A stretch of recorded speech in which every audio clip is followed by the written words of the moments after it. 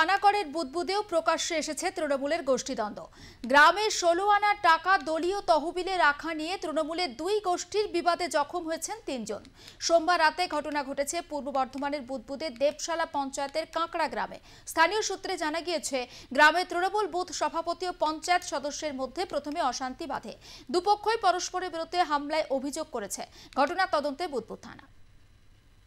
রয়েছে আমি বুদবুদ থানা দেবশালা গ্রামে কাঁকড়া গ্রামে। গতকাল রাতে এই গ্রামেই কিন্তু তাণ্ডব চলে এবং এই যেই বাড়িতে রয়েছে সেই বাড়ির পরিবারের দুজন গুরুতর আহত রয়েছে। সবথেকে বড় বিষয় হচ্ছে যে সভাপতি রয়েছে তাদের বাড়িতেই কিন্তু আক্রমণ চালানো হয়। সম্পূর্ণ পুরুষ এবং যারা মহিলারা রয়েছে তারা কিন্তু একটা আতঙ্কের মধ্যে রয়েছে। আমার স্বামী টিএমসি করে। কি কোনো পদে আছে? হ্যাঁ, পদে আছে, বুথ সভাপতি। ওই জন্যই কোনো অন্যায় করলে প্রতিবাদ করতে যাই বলে এরকম ঝামেলাটা। এর উপর অ্যাটাম করে একে না মারতে পেয়ে এর ভাইপো দিকে মারছে। ওরাও মারছে। ওরা কি গোষ্ঠী করে কি পার্টি করে আমরা তাও জানি না। ওই গ্রুপ করে সেদিন হয়েছিল, তো বলতে গেছিল যে পার্টির টাকা পার্টিতে কাজ হবে আর এতে টাকা ওই 16 আনা টাকা 16 আনায় কাজ হবে, এইটুকু বলে বাস চলে এসেছিল। তখন বলে যে ও এরকম কথা বলবে কেন, ওইটাতেই ওদের মানে মাথায় আগুন ধরে গেছে, কেন বলবে। ও বলেছে যে পঞ্চায়েত মেম্বারের কাছে যে টাকাটা আছে ওই টাকাটা নিয়ে তোমরা দরজা জানলা করো, কোনো আমাদের আপত্তি নেই। আমরা বাড়িতে থাকতে পারছি না, ওদের মেয়ে ছেলেরা আমাদের উপর অত্যাচার করছে।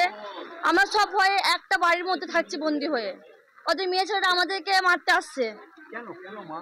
এটা ওরাই জানে ভালো করে। এটা ব্যক্তিগত পার্টিগত নয় যে হ্যাঁ পার্টির দিক থেকে কোনো কিছু হচ্ছে, সেটাও নয়। বাড়িতে ঘুরতে এসে তাকেও মেরেছে কাল।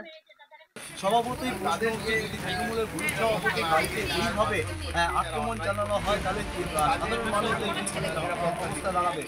সঠিকভাবে বলতে পারবো না, তবে যতটুকু শুনেছি ততটুকু টাকা পয়সা নিয়ে কিছু একটা ঝুট ঝামেলা হয়েছিল। আর তৃণমূল মানেই তো অর্থ, আর অর্থ নেই ঝুট ঝামেলা, এটাই তো ওদের নীতি।